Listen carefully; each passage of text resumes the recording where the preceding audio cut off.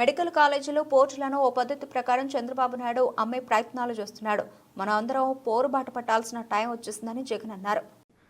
ఒకవైపునేమో మనం కడతా ఉన్న మెడికల్ కాలేజీలు అమ్ముతానంటాడు. మరోవైపున మనం కడతా ఉన్న పోర్టులు, ఎందుకు మీ రామాయపట్నం పోర్టు దశాబ్దాలుగా చూస్తూ ఉన్నాం. ఎవడన్నా పోర్టు కట్టాడా? ఈరోజు ఆ పోర్టు దాదాపుగా పూర్తిగా వస్తూ ఉంది. పోర్టు పూర్తిగా వస్తూ ఉంది. సముద్రంలో నుంచి షిప్ కూడా తీసుకొని రావచ్చు. అప్పుడే మన ఎన్నికల అయిపోయే టయానికే ఒక బర్త అయిపోయింది. ఇప్పుడు దాదాపుగా రెండో బర్త కూడా పూర్తి వస్తూ ఉంది.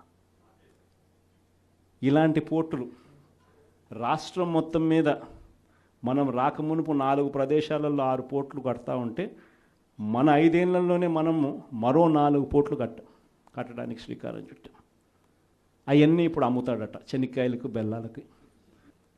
ఈ పోర్టులు కూడా అంతే, ఈ మెడికల్ కాలేజీలు కూడా అంతే. ఇది సంపద సృష్టి అని అంటారు.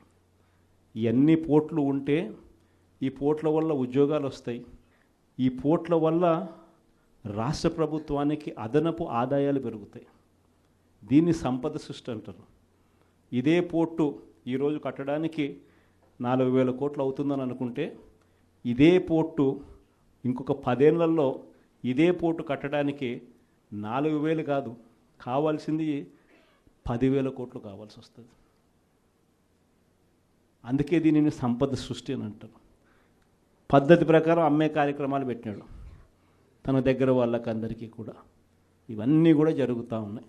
కాబట్టి మనందరినీ కూడా నేను కోరేది ఏంటంటే, అందరూ ఇక పోరు బాట పట్టాల్సిందే. మనం నేను వెలుగొండ ప్రాజెక్టు పూర్తి అయిపోయింది. 2 టన్నెళ్లలో నేను ప్రయాణం చేసి ఈ పక్క నుంచి ఆ పక్కకు 2 టన్నెళ్ళు పూర్తి అయిపోయినట్టుగా జాతికి కూడా అంకితం కూడా చేశాం. 2 టన్నెళ్ళు పూర్తి అయిపోయినాయి. నల్లమల సాగర్ ప్రాజెక్టు రిజర్వాయర్ కూడా అయిపోయింది.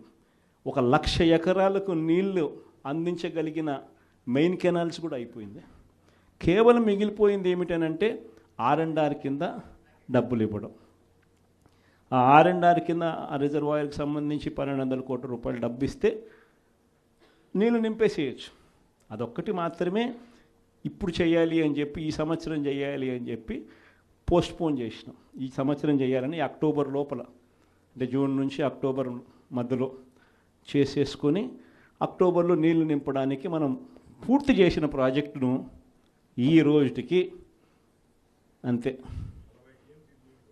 52 టీఎంసీలు నీళ్లు పెట్టగలిగిన పరిస్థితి ఉన్న ప్రాజెక్టును, అయిపోయిన ప్రాజెక్టుకు కూడా R&R డబ్బులు ఇవ్వకుండా, అది కూడా రైతులకు నీళ్ళు ఇవ్వాలన్న ధ్యాస కూడా లేకుండా పక్కన పెట్టారు. మార్కాపురం మెడికల్ కాలేజ్ మీ అందరికీ కూడా పక్కనే కనిపిస్తూ ఉంటుంది. ఆల్మోస్ట్ వచ్చింది మార్కాపురం మెడికల్ కాలేజ్.